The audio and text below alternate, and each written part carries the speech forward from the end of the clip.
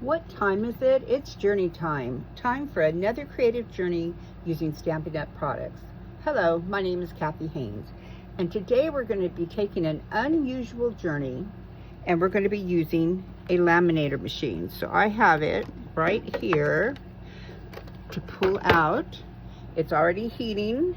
I'm going to push it back for just a second, and I'm going to show you, that laminators are not just for the teacher's lounge any longer. This month I'll be doing, I think, 3 different videos using different laminator techniques, and I'm going to be making different cards. I already posted this one, and what was special about this one is in between the sheet, you have to watch the video. I'm going to link it right up here. Okay, so this is a really cool card. This is another example. I won't be doing a video on this one, but I am going to be doing a video using the same technique where you get 2-sided laminator sheets, and if you can see, there's stuff hidden in them. And I'm going to be using matte laminating sheets. You don't want to miss that. So once it's posted, I'll also link it right up here. Okay. But today we're doing this one. I thought this one was a lot of fun. I think it came out really cute.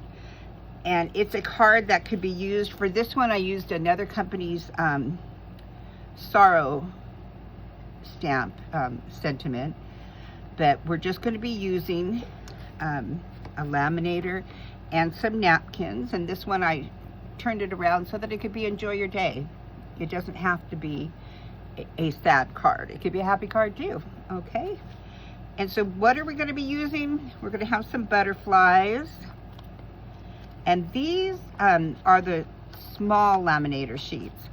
So you can get laminator sheets that are all the way up to 12 by 12 that fit in laminators, but for this card today I'm just going to use the small 4 by 6, and this is your regular, not matte.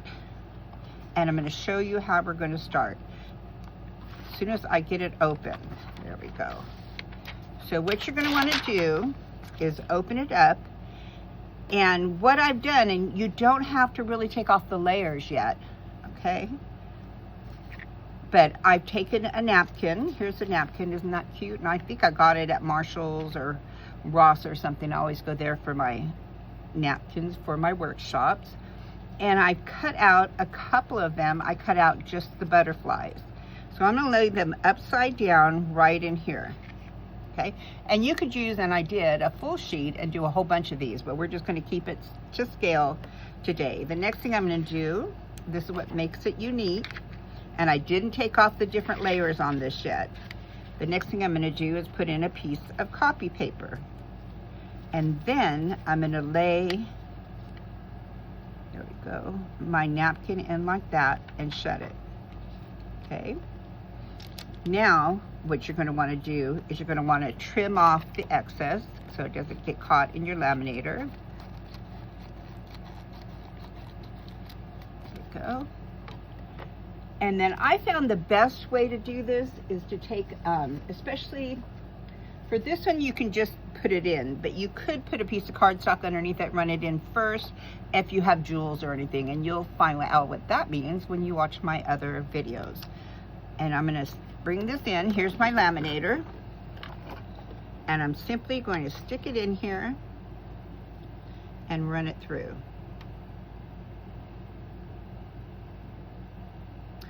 It's so easy. It takes, you know, less than, I think, 30 seconds for this to be done. And because I put the copy paper between the 2 layers, you're going to see the magic of that. Hold on. So here it is.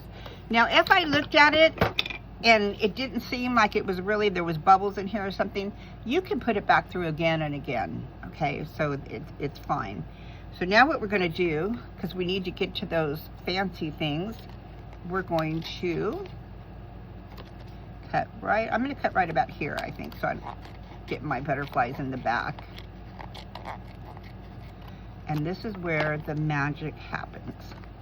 So sometimes the magic takes a little more cutting. So I'm going to go right to here. So, right where my napkin was, okay? So you do have to get part of the napkin in there because the copy paper is glued to it because you've laminated it. So you have to cut into the napkin, so keep that in mind. And then you can just peel it open. And then look what happens. Now I can peel off that extra sheet. I didn't have to try so hard to take it apart before I put it in here. And now I'm going to go ahead and cut across the top.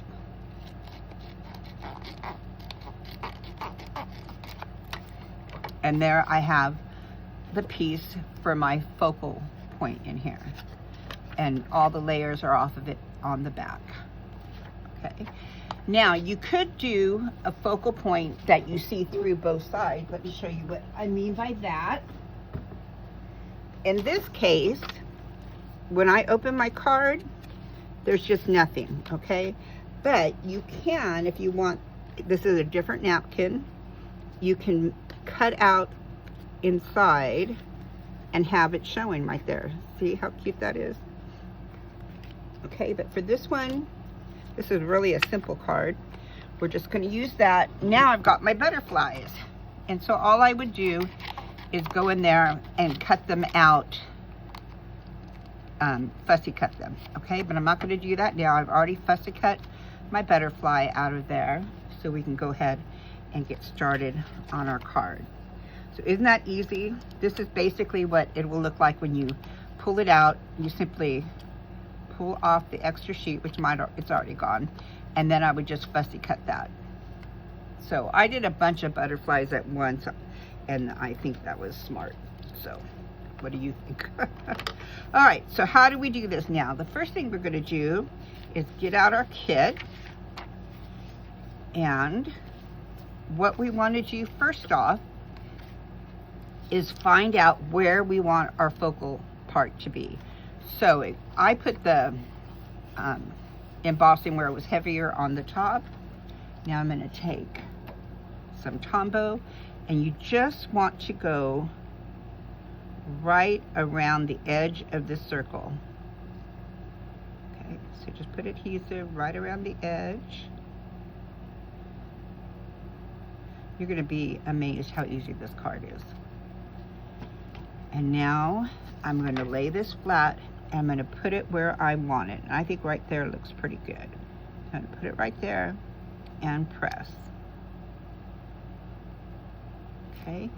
And you can use glue dots, whatever adhesive you think is best. I like Tombow. But when I'm done, what I want to do is come back here, and this is going to look like a mess, but I want to cut off all the extra pieces. Just because I want all my adhesive to stick. So I don't want it to the edge. I won't be able to put adhesive on there to glue it to my card base. So as you can see, I'm using tiny scissors, so it's really a wreck, and it doesn't matter at all. Okay, but I'm just going to cut the extra off. Now, I did try doing a circle die cut when I first started, and that's just harder. This is easier, okay? And easy is always good. That's my opinion. So now we're going to put adhesive on the back. Okay.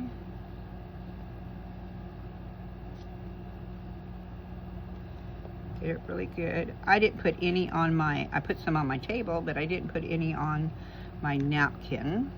Let's wipe this off.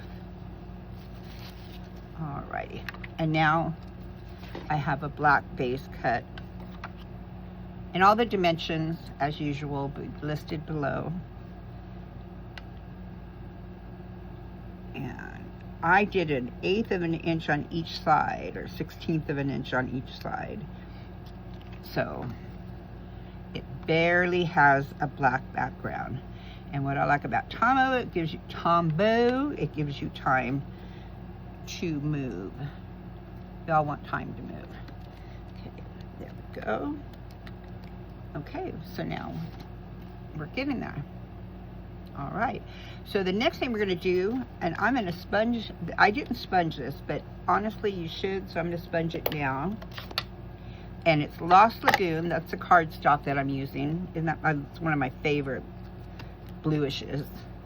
And I'm going to use a sponge, or a blending brush will probably be better since it's already off. So I'm going to use a Stampin' Up blending brush, and this is one of the bigger ones. And it won't matter because I have black, but I should have done this first. And I'm just going, for depth, you'll see the difference. It's not done until it's sponged. That is the rule in a lot of cases. Okay, so I just want to get some on there to see all the difference that makes. Just a little brushing makes all the difference. And that's how you step up your cards, is by adding the little things that make a difference. Even though they take a little bit more time, it's so worth it. See how much better that is? All right, so let's go ahead on to the next step. Is I also want to sponge a little of that blue on here. Sponge or brush. I'm gonna brush just to give it, I just think it gives it depth. It gives it, you know, more of an artistic look than just a cut piece of paper. So here we go. I hope you agree. If you agree, write it in the comments, because trust me, I need all the comments I can get. So I can't get my family to comment on my videos, so that I'm trying to get the algorithms up so that you will see more of my videos. More of Kathy Journey Time Creative Journeys. All right, so now we're going to take that. And it will not, I mean, I think that you could figure a way to line it up perfect, but I'm not going to take that time because nobody's ever going to notice. And this was the deckled circles, and I simply put two, a bigger size and a smaller size. I use this, the Post-it note tape, and then tape them in place so that they had an even area between them to cut out a frame. And then you also have a middle piece you can use later. So there you go. Now what we want to do is we want to put on the ribbon. Now Stampin' Up has some beautiful ribbon, but I favor seam binding. So that's what I used, and I'll put a link to it, to Amazon where I buy it, down below, because it's just soft and pliable, and it's white, and you can make sure you order white, make it whatever color you want. And all I did was I put some blue lagoon and some greens in with some alcohol. I used, filled it up with alcohol like halfway, and then added color. And then I put it in a container, sprayed it. I sprayed a bunch of them, cut them all, and then I crinkled them up like this. And what I did is I stuck them inside a clear envelope or a baggie to where they'd stay a little bit crunched, left it open so it could air dry, and then you have this beautiful crinkled piece. Okay? And wear gloves when you do that if you care about that. So now what I want to do is, I know I want to have it down right about here. So the best way I think that you can do this is to always use, tear and tape. So I know that I want to keep it down up here, so it's really down there. So here, so right about there. And I just like to put a piece of tear and tape there, kind of hold it in place. And again, I always use old credit cards or casino cards to tear it, so you always have a straight edge. And you also can do that. You want to see that one more time? And lift that up. Now the thing with this, if you make a mistake and it's tearing tape, it's forgiving. Okay, you're going to be able to pull it off. But you know that you want your bow to be here to the side. So leave enough extra that you can make your bow. So I'm thinking it's going to be right about here. Okay, so I'm going to wrap this around. And I'm going to kind of push on it. And it doesn't matter if the back is straight or anything. Okay. Just as long as it's straight on either side, that it lines up. Okay. And then we're going to come over here. Hopefully I left enough on both sides. I always like to put something down to hold it. Up and over. Through the hole. And making bows is my least favorite thing to do by hand. I have a fork bowl with a cake breaker video. It's my very first video if you want to see how to make freestanding bows. Okay, and now I'm just going to chop a little bit of that off. You can do it however you want. Okay, it's a little short, but that will do. Okay, so now I have that. Now the next thing I want to do, if my butterfly hasn't flown away, is I want to crease it right on the sides of the body, just like that. See, that just gives it, so I don't know if you can see it or not, but it makes it flat bottom here. So then I can use a glue dot, which I have ready, believe it or not. Simply find that flat spot, put it right where your butterfly is. Now, if your butterfly was on this side, you would put it on this side like I did. However, this side of the napkin, because you get 4 sides, so every napkin you get 4 cards. What a bargain. So I think it'll look good right about there. What do you think? But you just decide where you want your butterfly, and that way the butterfly stands up a little bit. All right, and then we need the sentiment.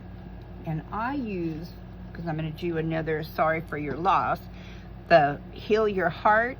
It was a celebration stamp set from a few years ago, I think. But the sorry for your loss, and inside I'm going to put wishing I could heal your heart. And I've already stamped those. So all I want to do is take this edge and go like that.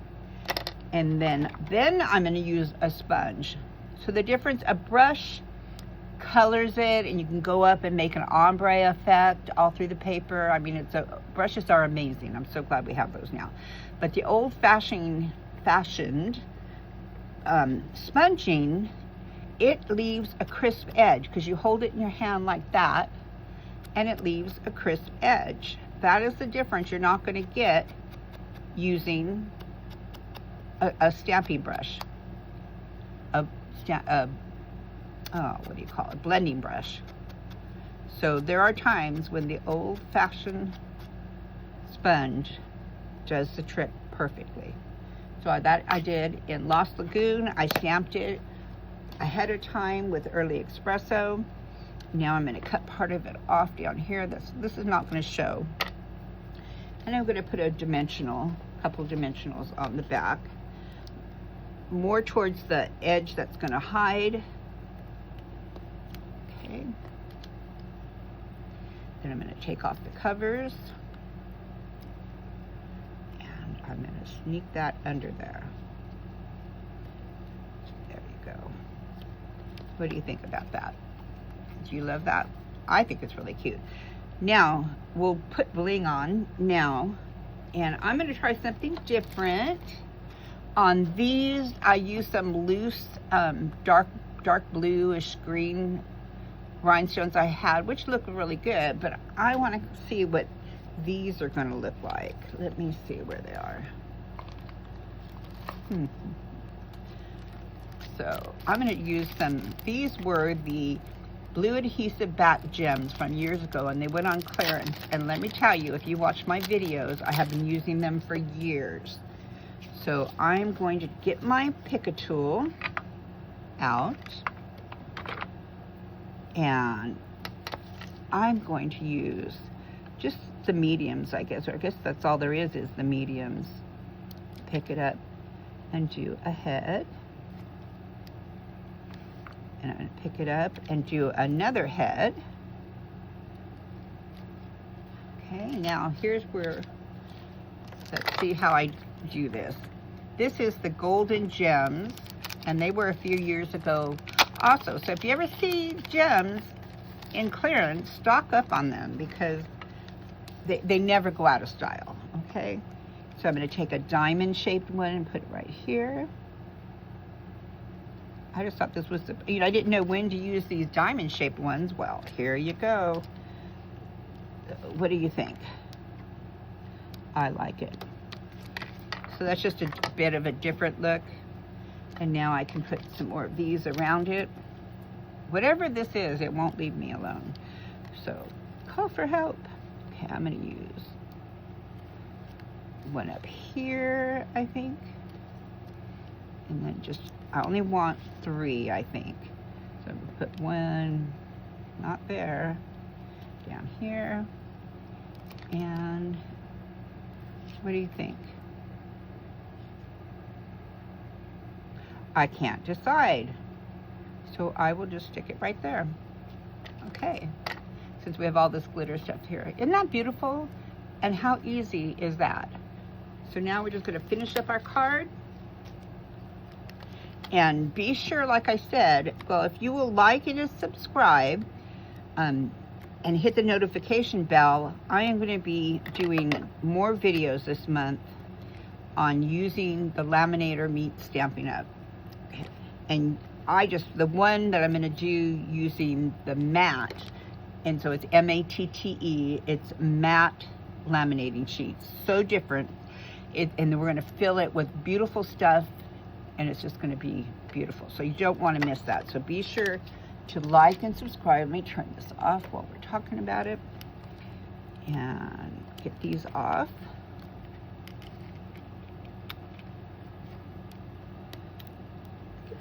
Dimensionals off. And if you don't have a demonstrator, there's a link to my shop below, and my blog, and my YouTube channel. So take advantage of that. I would love to get to know you. So let's put this right here. We're gonna do it straight. My card is actually not completely straight, so I'm gonna straighten it out before I do this, maybe.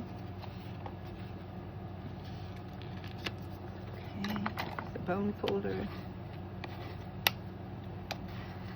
because I don't want to put all this work into a card and have it crooked. So there we go. And I'm going to stand up for this one. Put it right like that. This is a 5.5 by 5.5 inch base. So I took an 8.5 by 11 paper, cut it at 5.5 here, and then folded it in half. Like I said, I'll have all the dimensions eventually listed below. So I still made it crooked. It doesn't matter though, it's still adorable. Now I'm gonna put my sentiment inside. And again, I will use Tombow. You could use tearing tape, use whatever you like. And a little bit in the middle. Again, and I say this all the time because trust me, nobody listens to me. But don't use too much glue. You will warp your projects. It will look like a kindergarten project. There we go. Wishing I could heal your heart. So what do you think of that? Stampin' Up meets the Laminator. Well, thank you if you made it to the end for watching my creative journey using a laminator machine. Until next time, may all your layers be even, mine wasn't, and all your bling shine, and mine certainly does. Thanks for watching. Bye-bye now.